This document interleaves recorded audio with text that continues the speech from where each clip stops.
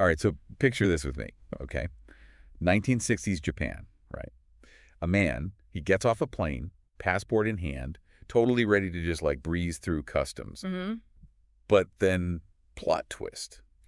He claims he's from a country that, and this is the kicker, doesn't exist. Whoa. Now, this isn't like the beginning of some cheesy sci-fi flick we're talking about here. Right. This is a deep dive, and we're going deep on this one into John Zegres Okay. and how this guy's real-life passport fraud, yeah, you heard that right, it's somehow transformed into, get this, the legend of the man from Taured. Wow. So we're going to try to untangle this whole thing, separate the actual con man from Mhm. the myth, the legend, all that. This is good. We got some good stuff to work with today. Excerpts from Zegres's Wikipedia page, which is, the more, shall we say, grounded version of events. I getcha. And then we've got this article from allthat'sinteresting.com that just goes all in on the legend, the mystery, all of it. Love it. So to kick things off, like, who is this John Zegres? Our trusty Wikipedia tells us he's a man who gets caught in 1960 trying to, get this, cash fraudulent checks in Japan. Bold move. Which, okay, crime and all, but not exactly traveler from another dimension material, right? Right. But, okay, here's where it gets interesting, right? It's how Zegers tries to explain himself out of this situation. So he's got this passport he's showing around, totally forged, very well made, apparently. Claims he's a citizen of Taured. Hold on. So he's caught red-handed, right? But instead of, I don't know, calling a lawyer, coming up with some believable story, Yeah. he goes all in on a Yeah. church. What was he thinking? And that is the million-dollar questions. Like, what was he playing at? See, passport fraud, even back then, it wasn't just about making a quick buck. It was like a way to invent a new identity, maybe even disappear completely. And Zegres' story, even at this early stage, there's this air of like deliberate mystery about it. It's like this case could have been just another footnote, another con man caught. But instead, things get weird. Things get really weird. His story, while he's stuck in that jail cell, it's like it takes on a life of its own. It's like a game of telephone, but with reality. Exactly. Details change, dates get fuzzy, and boom. We're not talking about a guy with a bad check anymore. No, now we're talking about the man from Tor, the like interdimensional traveler, which, gotta say, our friends at allthat'sinteresting.com, they really went down the rabbit hole on this one. And can you blame them? Think about it, right? Parallel universes, alternate realities. It's the ultimate what if. It's like a story we tell ourselves to imagine that there's something more out there. Totally. And who hasn't felt that way, right? Like, what if there's a version of us out there living a completely different life? It's a powerful thought. Okay, but let's get to the good stuff, the juicy details. So now the story goes, he gets arrested in 1954, not 1960, and Taured. Forget a fake country. Now it's a technologically advanced civilization hidden between dimensions. Don't forget the best part. Oh, right. And Zegres himself. Poof, gone. Vanished without a trace from a guarded room. I mean, come on, that's a story for the ages. You can't deny it's a good story. Even if it's completely, undeniably made up. Sure.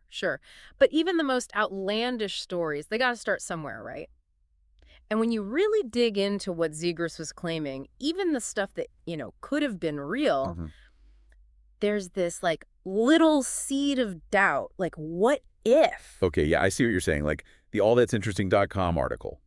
It mentions how he claimed to have worked with the CIA. Yeah. And not just them, but all these organizations in the Middle East. Don't forget about the passport. He said it was accepted, no problem, in other parts of the world. Oh, right. It's like his passport was magic. Accepted everywhere except for, the one place that mattered. He spoke multiple languages, claimed to have had tons of different jobs. He was like a walking, talking spy novel. And just when you think it can't get any wilder, there's the detail that really gets people going. Right before he supposedly disappears, vanishes into thin air. He says he's off to start a new life in a new country, which, okay, maybe not so strange for most people, but for a guy carrying around a passport from a fictional country, it takes on a whole new meaning, doesn't it?